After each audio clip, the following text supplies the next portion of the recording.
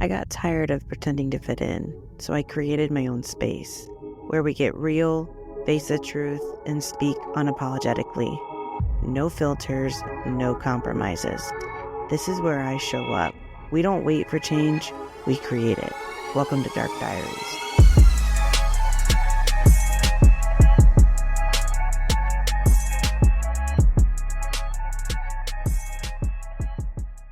Hey guys, welcome back to an episode of Dark Diaries. I'm your host, Caitlin Bradbury, and thank you for tuning in today. We have a lot of things that we're going to cover today. It's going to seem overwhelming and it's also going to seem random, but that's who I am as a person, so let's get into it, okay?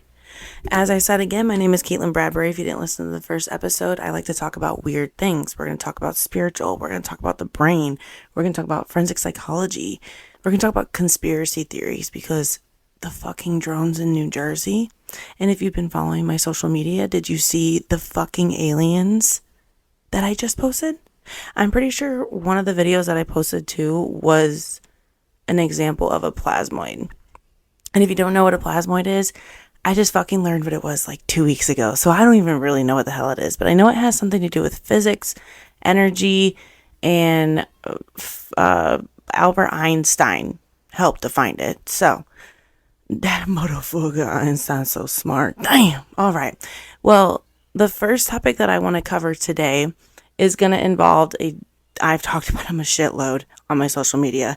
It's going to involve a man named Dr. Joe Dispenza.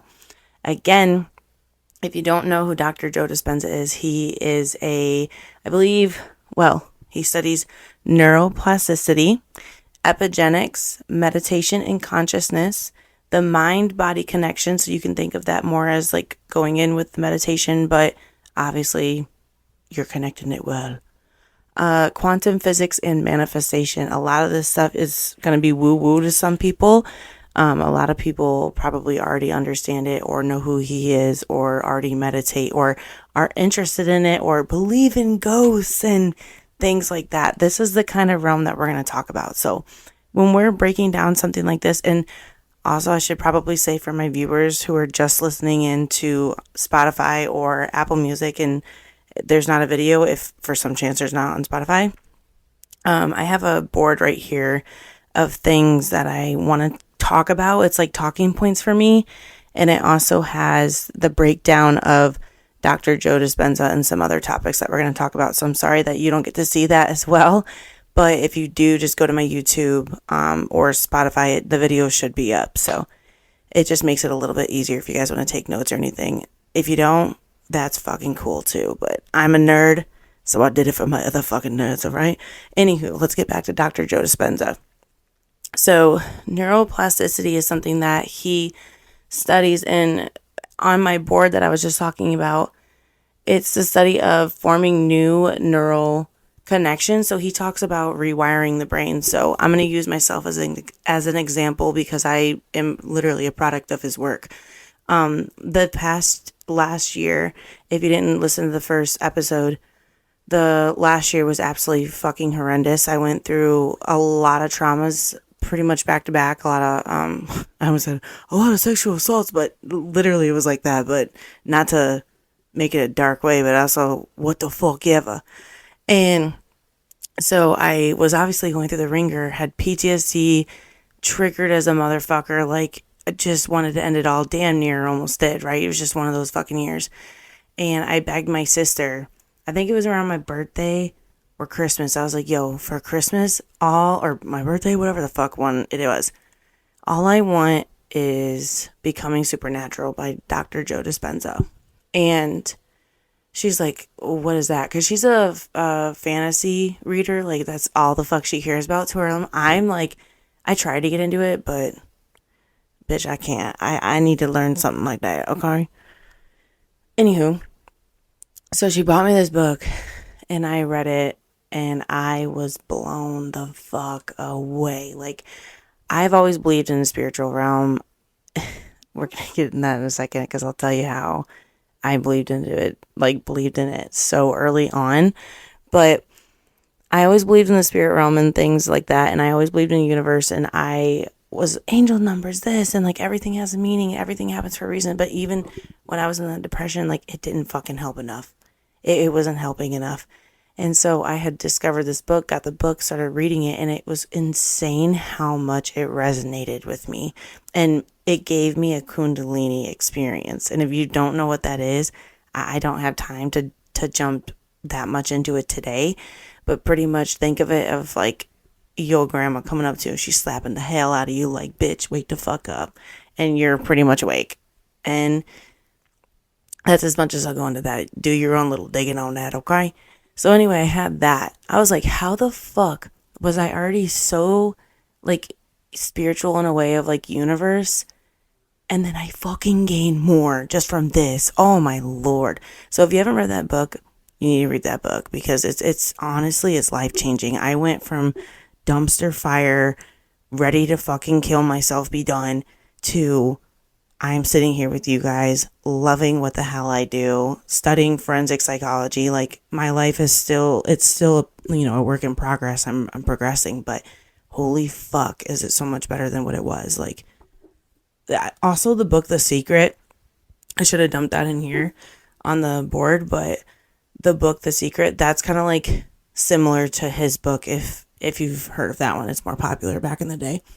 But I want to move on to epigenetics. That's the second one on the board.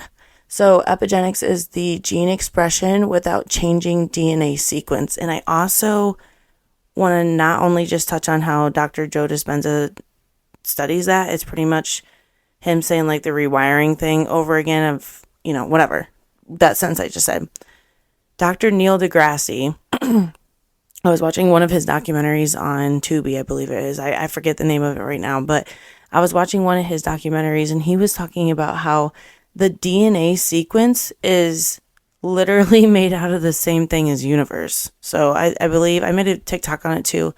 Hydrogen, nitrogen, carbon, and oxygen, which that's really fucking interesting to learn. And then also to learn that we've only just added on rungs, a couple rungs or whatever throughout time, like from evolution. So it started off, I'm not even going to explain. I'm going to shut the fuck up on that because he's way smarter than me to explain it. Go look up Dr. Neil deGrasse, however you say it, on Tubi. That'll explain a lot more, but just know that Dr. Joe Dispenza's work and Dr. Neil deGrasse's work with DNA specifically is fucking mind-blowing when you start getting into it. I nerd out on that shit, and like I worked in the hospital a little bit, and I went to college for nursing, and so I was learning a little bit about the DNA and anatomy and physiology and whatnot. But I don't remember enough to tell you guys, and I wouldn't feel comfortable like repeating all this information of something I'm not educated in. So go to Dr. Neil deGrasse's documentary on Tubi. I forget the name. I'm sorry. Okay. Meditation and consciousness with Dr. Joe Dispenza. And this is something that I want to correlate into forensic psychology, and which is a big reason why I put it on the motherfucking board. Okay. But meditation and consciousness has a lot to do with people's behaviors. So again, with myself in the depression, I fucking couldn't do anything. Like, hated my life. Obviously, it was just a little hermit like motherfucker. I'm gonna sleep at her. Or I was pissed off. And I've had those type of like depressions too, where I'm like, I'm just gonna fucking punch you in the face really quick. But once I started meditating, it brought a new sense of positivity to me that like I can't even express. Like it's so therapeutic, and I've been through a lot of fucking therapy. Okay, a lot of fucking therapy. That shit is good. Now when you take that, because somebody out there is gonna be like, Caitlin, they should just go to therapy. Shut the fuck up for a second, okay? Because they fucking don't.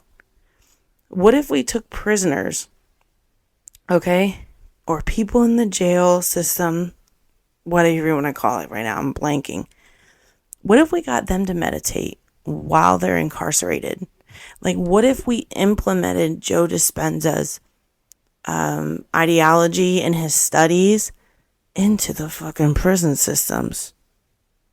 Now, people are going to be like, no one's going to do that, and they can go to therapy, like I just said. No, people really don't do it, okay? They do what the fuck they gotta do in prison, and that's about it. And I understand that it's a rough life, dude. I can't imagine. But at the same time, there are therapists there, but sometimes therapy isn't for everyone. I've never heard about meditation like groups and stuff in the prisons. Have you? Please tell me in the comments, because I fucking haven't heard about anything like that. But it's something to think about, and it's something to also, I wish I could tell you guys more about the prefrontal cortex and like the amygdala and stuff like that, or however you say it, and how it correlates with human behavior, if it's like destroyed, tampered with, anything like that.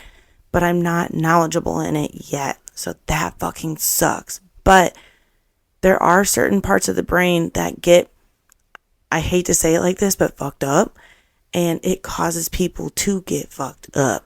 And a lot of trauma, a lot of abuse, a lot of stored nastiness goes in the body after shit. And it really can change a fucking person. And people refuse sometimes to think that or believe it. But if someone has, like, let's say major fucking depression or something like that, that has caused them to commit a really fucking bad crime, or like any crime of the sorts, whatever, that they're getting prosecuted for, what if instead of therapy we can get them the help like what Dr. Joe Dispenza is saying, and really rewire their brain? What would the statistics be for recidivism? And for my viewers out there who don't know what recidivism is, it's the act of committing a crime again. It's typically pretty high amongst criminals in general, but you'd be surprised to learn that it's actually not as high amongst murderers, because most people, don't come from me, that commit murders typically are prosecuted again. It's not actually that likely to be a serial killer as much as everyone thinks. The people think that, oh, someone's killed someone, they're a fucking serial killer. No, dog, that's not how it works. Okay, that's not how it goes, right, our bubble. But anyway, and then the quantum physics and manifestation.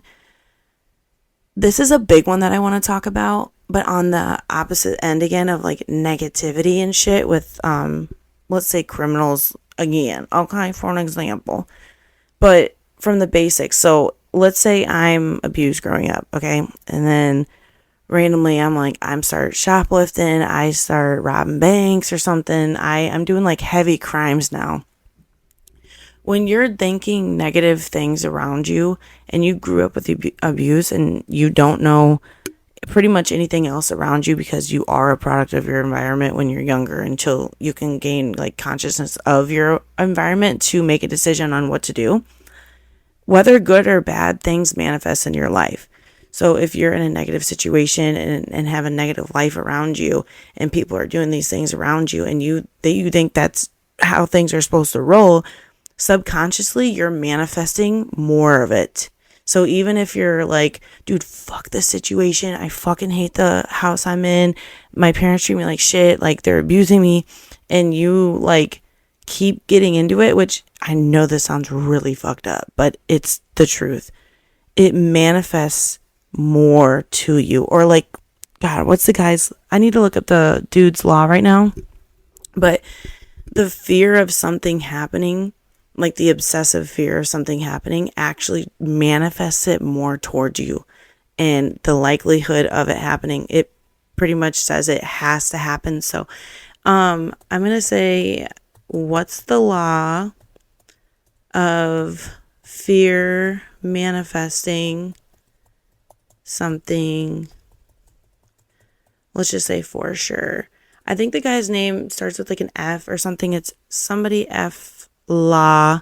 So this one says the law of attraction, but that's not it. It's someone's law.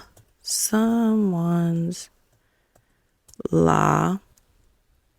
I also was going to figure out how to put my screen on this so that way you guys could see what I'm searching up. And then I was like, I don't really think anybody would give a fuck. So, Neville Goddard's law of assumption. Neville Goddard taught the key that the key to manifesting anything in your life is to assume, no, that's not the guy. Well, this is another guy anyway that also studied manifesting and whatnot, but I can't find the law right now. I'll have to look it up later and then tell you guys. I'm pretty sure I put it on my Instagram story, but that's pretty much how it works. So what I'm interested in is, yes, forensic psychology and understanding why people do what they do and whatnot. But I like that little fucking question too that I just said. I just told you, if someone has negative behavior around them, obviously it affects their brain, correct? Yes. And then it affects their subconscious and it manifests things towards them. More negative behavior, more things. How do we correlate that with forensic psychology? And do we integrate that in some ways in the criminal justice system? At first I was thinking about it, I was like, no, there's no way, because it's like, it's fucking woo-woo shit. And then I was like, well, hold on. It is woo-woo to people, but it's proven. So I don't think it's woo-woo because I'm a science fucking nerd and I like wig out on this shit. I love it. And I know that it's proven, but to other people it's woo-woo. So how would you bring it in? And it's things like that that get my mind rolling. I'm like, how can we if the more we change people, which obviously, yes, like be kind, be caring, like that's fucking great. And I love being that person. Like I didn't know if my camera went down a little bit. I don't know if it did. Anyway, that's a little weird, but that just really threw me off track. Okay, let's move on. So let's talk about, because I forgot what I was talking about for a second. So let's move on to something else. On my board, I have also under Dr. Joe Dispenza, mindfulness meditation reduces stress by 38% and improved focus. This is also fucking true. Obviously, I'm a product, like I said earlier. But again, let's bring it into criminals. Talking about criminals and like the spaces that they're in and how much little space they have, how much of a high trauma environment it is, how they have to deal with a lot. Like I can't, I'm not saying that, oh my God, they did so like horrible things, they should live like that. I get that, but like humans are humans. Like that doesn't mean, okay, I'm gonna shut up because that's not my realm. But the mindfulness meditation reduced stress by 38% and improved focus. Again, why are we not getting our inmates to at least meditate? Introducing things like this to them, giving them more resources that they can take to their small little fucking cells. Like some sort of, I don't want to say hope, because in some contexts hope is real, and then in some contexts hope isn't, because you're either a trier or a doer. There is no hope.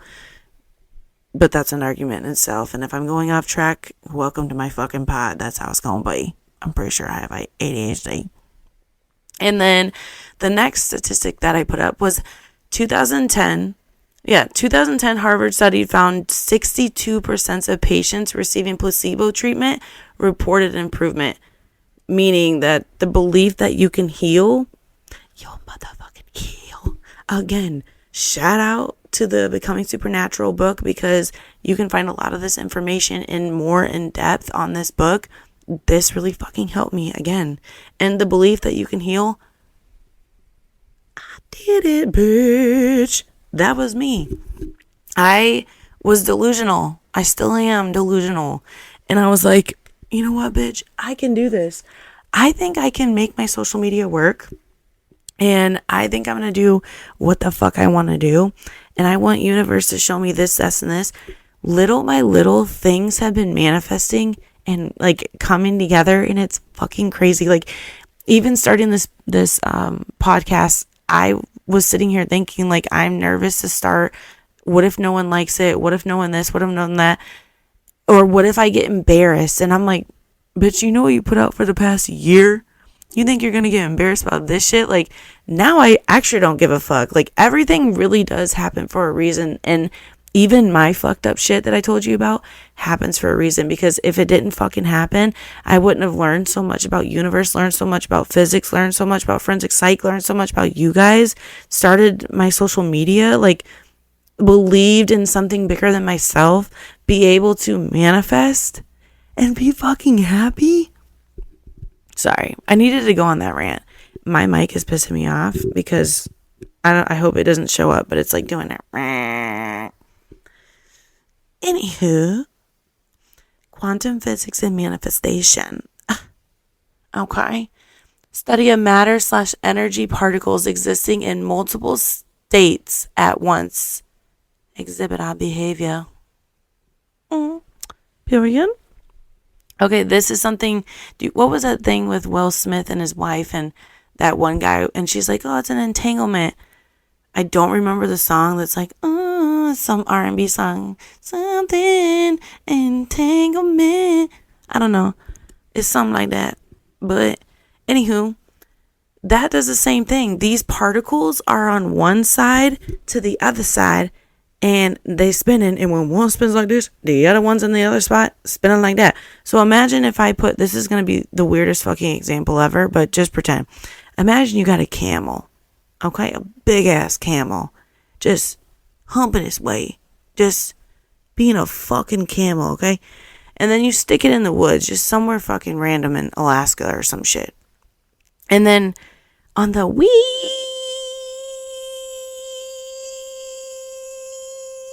other side of the earth, literally like if you grabbed a ball and put a pin through the earth, one end to the other, South North Pole, I guess I could have just fucking said that. And put another camel there, and then had the other, like one camel flip, like do a backflip, the other camel at the other side of the earth at the same time would do a fucking backflip. They're entangled. They do the same motherfucking thing at the same damn time. At the same damn time. You get the point. That's a good song. You get the point. All right. Also, unconscious habits drive 95% of behavior. I'll say it again for the bitches in the back. Unconscious habits drive 95% of behavior. You heard me, folks. So, what does that mean for criminals? Okay. That means that 95% of their fucking behavior is unconscious behavior, just like the rest of us. So let's try to be a little bit non-judgmental as much, okay? Let's do a little bit of mind our own fucking business. I had to say that just because some people are like, fuck criminals and every fucking thing. We're gonna learn.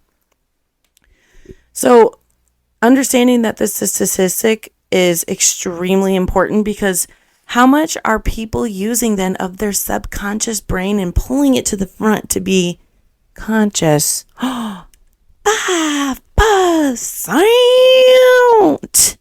As long as my math is right. I'm not good at math at all. I failed pre-algebra. That's a different story. But yeah, that's actually really disturbing. So when you're going and talking to people and you're like, oh my God, what's up, Susie? And Susie's like, yo, fuck that bitch. She's a fucking bitch because she's dumb. Susie is working with 95% of the unconscious brain. Fuck you. No, I'm just playing. That's why we feel bad for people like that, okay? And if you think you're awake, you're probably fucking not. So, the same sense for criminals. Criminals start gathering the same intelligence as other people from experiences that they had in different environments and interactions with people, and then they start gravitating toward that, and then a habit becomes one thing. They do this, and then a little bit of that, and then a little bit of that, and whether it's robbing a bank, stealing someone's fucking purse, or full-blown murder. Even when we get into serial killers like sociopaths and psychopaths and things like that, dude, I have to learn more about it before I can regurgitate the information, because like I said, I do not feel comfortable putting out information to you guys that I don't know. And also, I can't technically teach any sort of forensic psychology. I can just tell you guys the basics and talk about it because I'm not a doctor yet.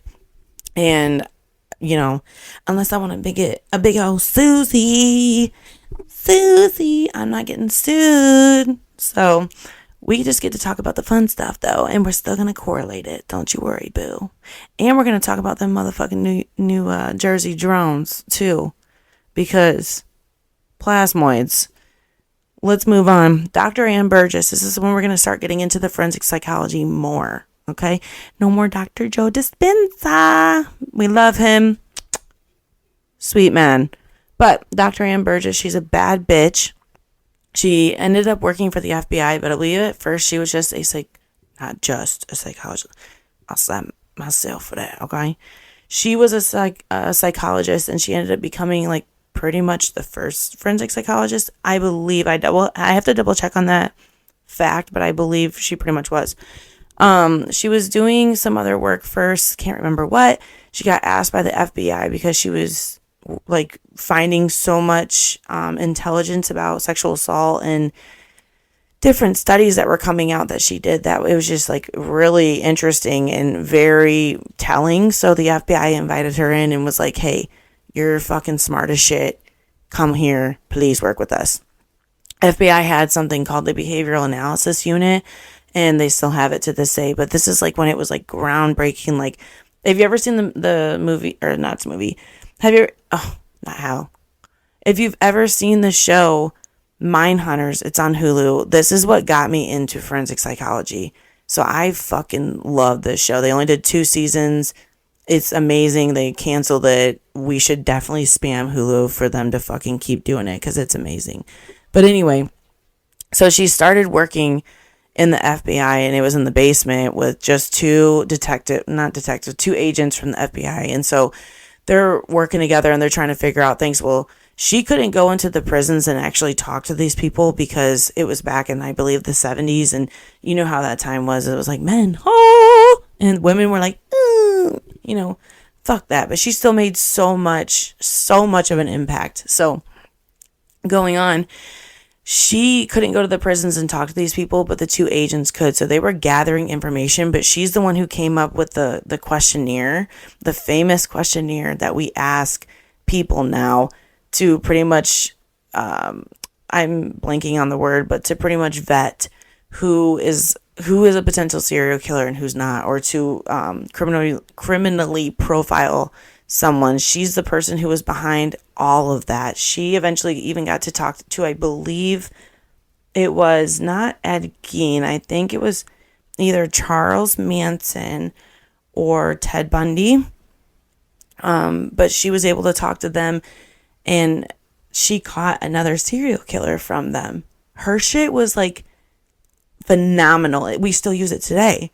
Groundbreaking fucking work. Like, this girl is a woman, is a badass. She is a badass. She did a lot of work in sexual violence and trauma. Again, criminal profiling, victimology, which some people do get this confused with criminology and whatnot. Victimology is the victim's behavior, the understanding of it, and what happens after that. PTSD gets into it more like that.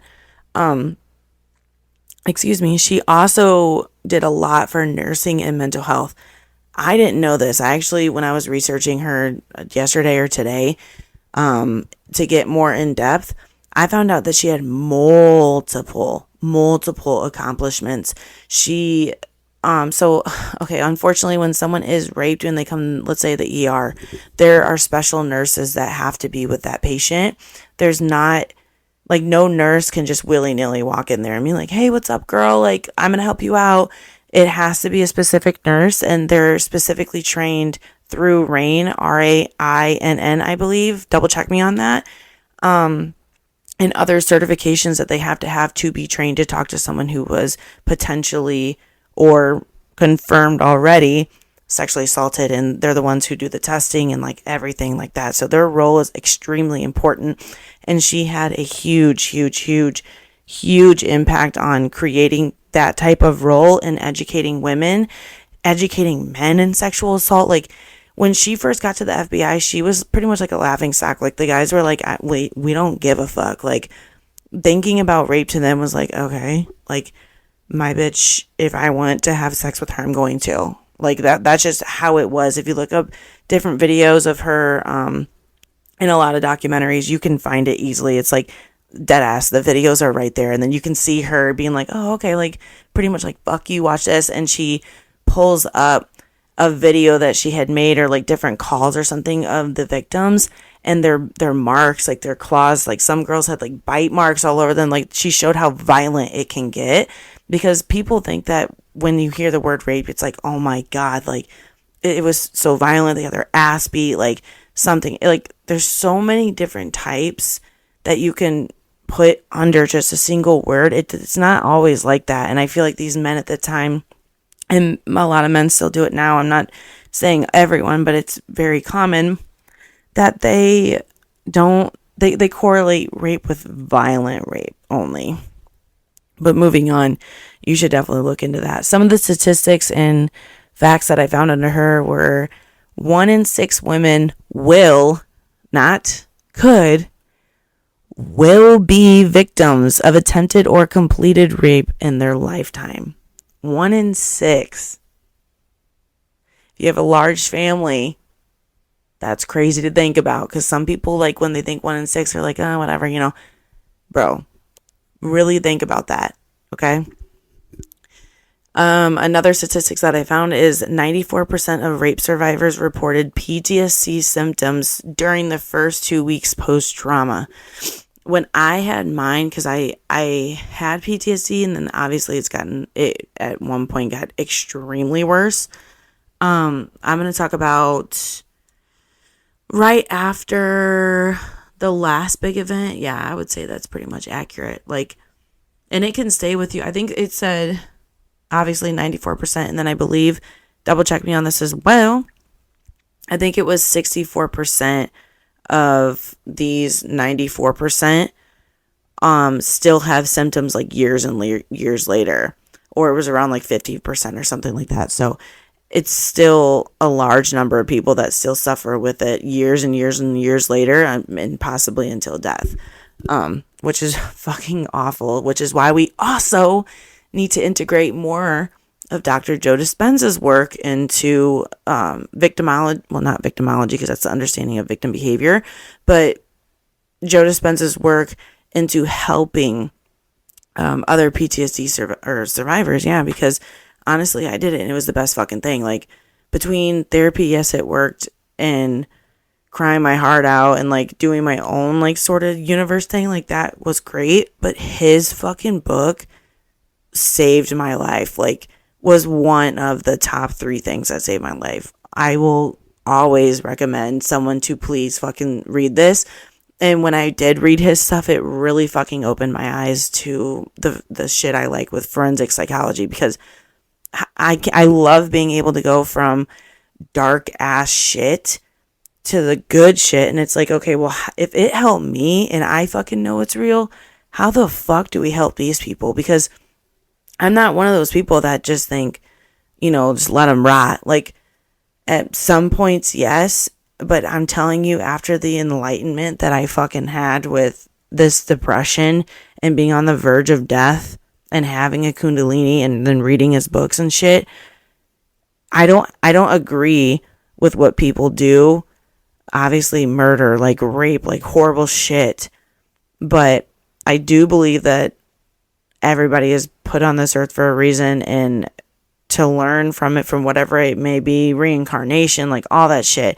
Obviously, into my work, I can't bring in the whole reincarnation thing and whatnot, because it's not proven yet, and there's studies that need to be done. Even then, if it's reincarnation, you came here to learn a lesson, you need to follow societal rules to learn a lesson overall. You can't, like, you don't want to mix church and state at all. So for my viewers too, and my listeners, know that I'm never ever gonna mix church and state. And I know people are gonna fucking say that shit, but I'm letting you know, personally, I'm not doing that. But when it comes to neuroplasticity and all of this stuff, being able to rewire your brain, that's proven. That's a thing that we can actually prove. That's scientifically proven. we can fucking do that. So if we can do it with them, why can't we do it with the people who have fucked up shit happen to them and turn them into horrible people? Because not even just for like the fuck you factor, because there's definitely people, y'all, that in my life I'm like, fuck you. Like, I don't like you at fucking all. But that doesn't mean that them as a person shouldn't still get that. I mean, at least try. And if they don't get it, then, you know, fuck them, whatever. But it's there. And I think that we should implement something like this in the prison systems at least more often, or give them something to do after they get out of prison, or for the lifers. Like, we need something. Like, they can't just, they're just going to sit in a cell and do nothing. Like, we could at least be teaching things like this. And don't even get me into the programs and stuff, because everyone's like, there's programs in prisons. There is, but I just learned that it's really not that accessible. Like, there's really not. So I don't know. It's mind blowing. But also in 2022, victimology insights were used in 68% of solved cases. So this just goes back to Dr. Ann Burgess, how studying victimology really, really helped to be able to solve cases and whatnot, and her understanding how women act after being raped. And she's also, which goes into the nursing and mental health, because it's recognizable now.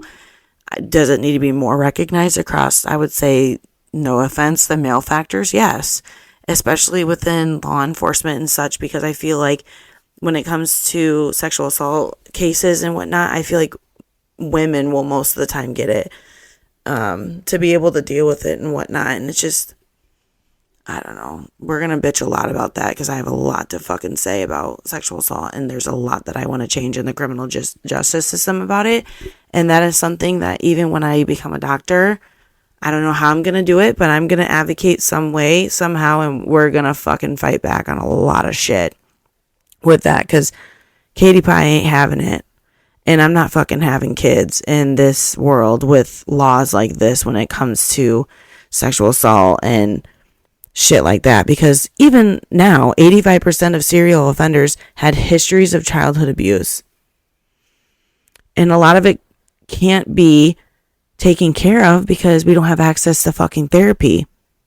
Or you're fucking fine. Or we create hostile families and then don't want to teach how to regulate them. There's so much negativity that obviously it manifests. Just like I talked earlier, it manifests in negative environments because that's all you fucking know. It's all you fucking know, dude. And it's just really upsetting. Like, we could implement this type of, it's almost like being zen, being happy, being center whole. Like, it sounds crazy, but I'm telling you, it works. It fucking works. And even when I was meditating, sometimes I was like, dude, I don't feel like doing this. Like, I can't do it. The fact that your neurons almost immediately change was so groundbreaking to me that I was like, I can do it. Like, I have to, because there's scientific proof. It's not like it's just some bullshit, you know? Moving on, only about 6% of rapists are ever incarcerated.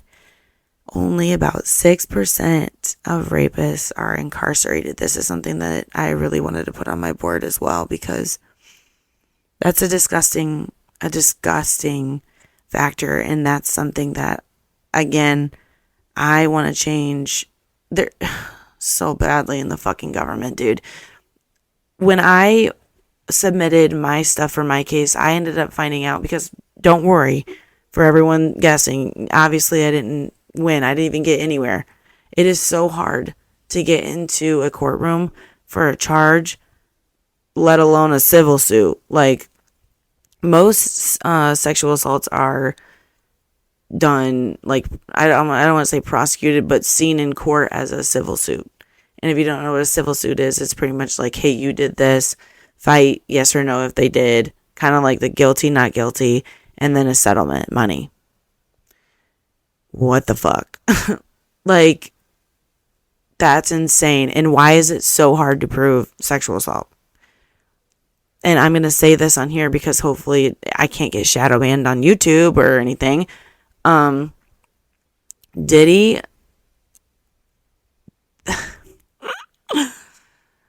Diddy literally had so many videos of what happened and whatnot, and that's why he was also able to be put in jail, unless, you know, they have other big dogs that are like, no, fuck him, like, he's going in there.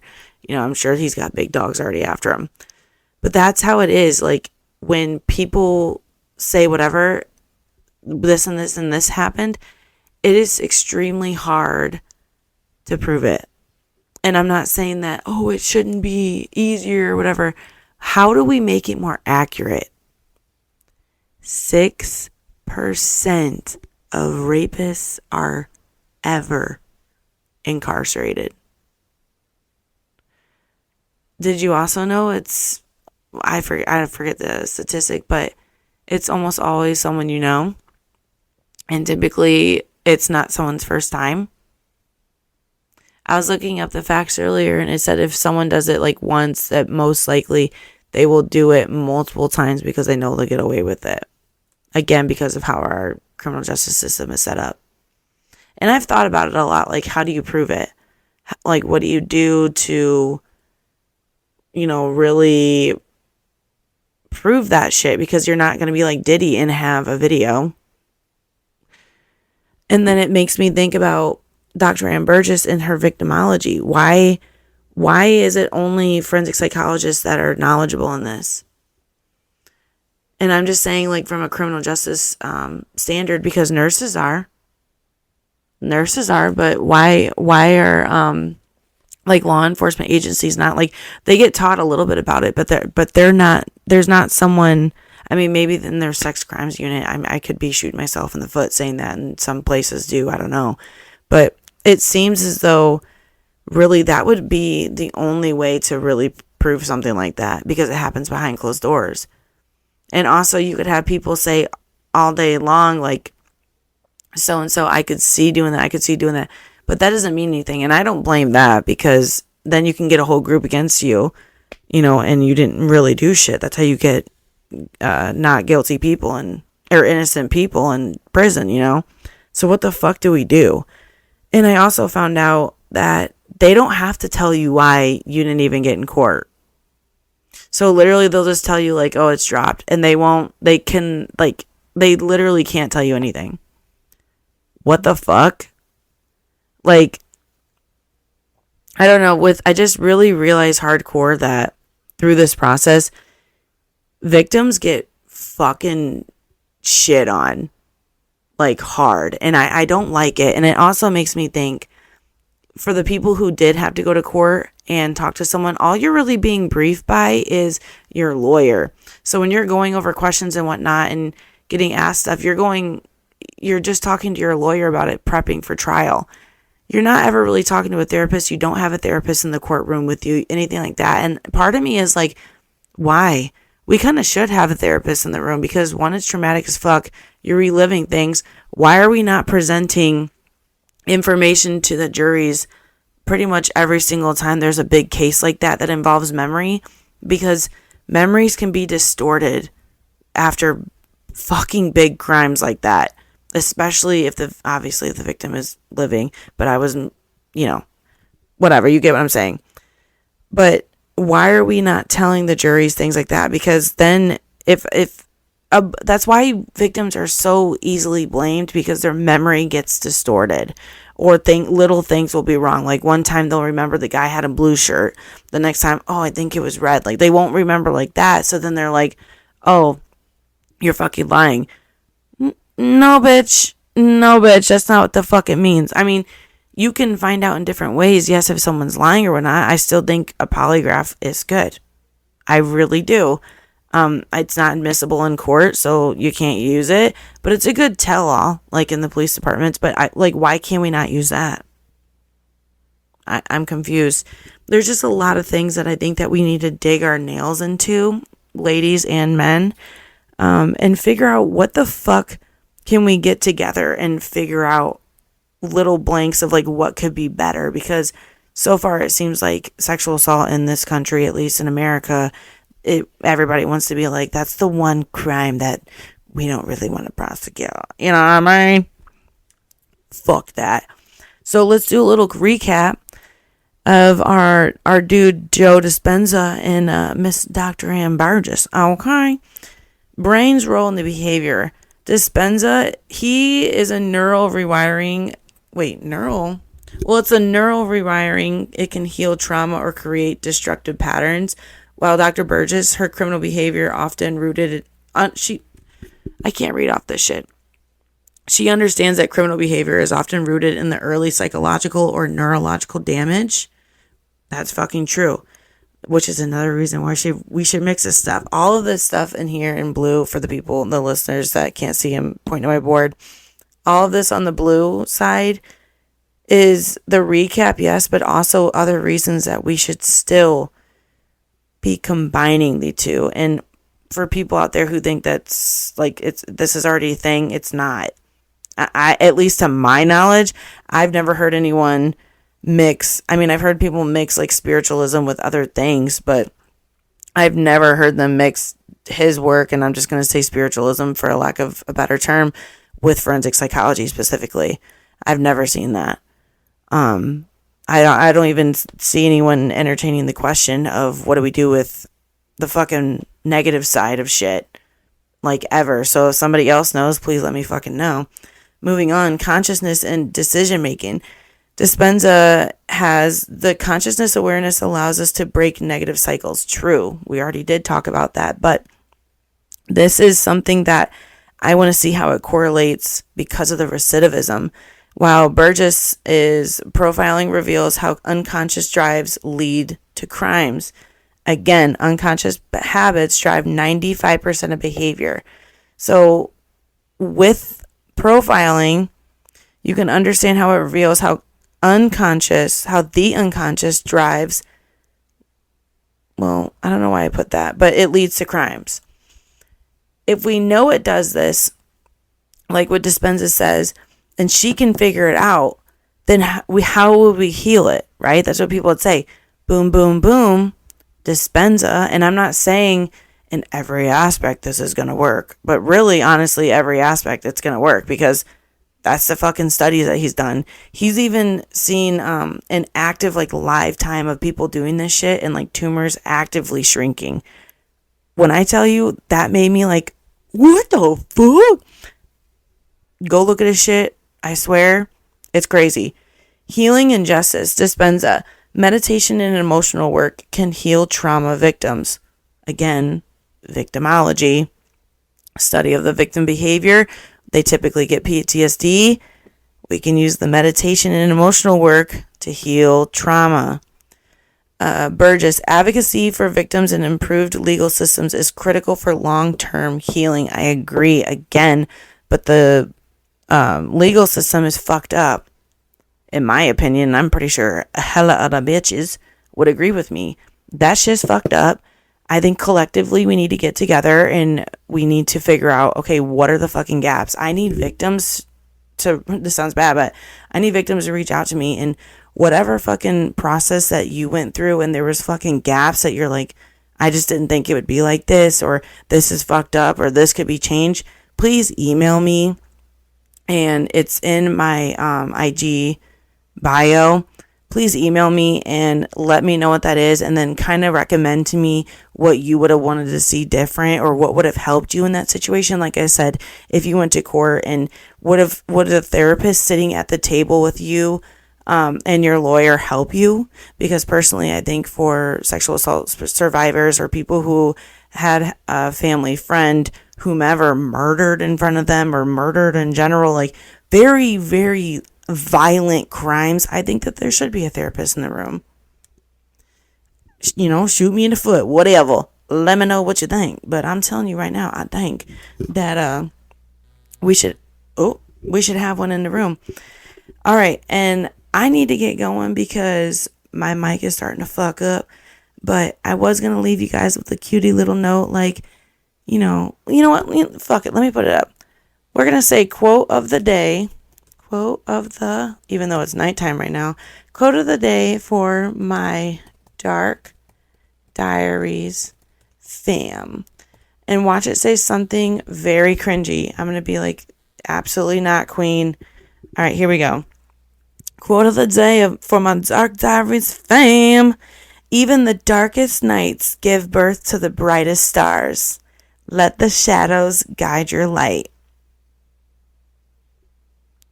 Super cringe, but guess what, bitches? We gonna be cringe together. All right, little ho-ho-hos. I don't know how to close out stuff because I'm awkward, and we're gonna learn that together. Bye, boo-boos.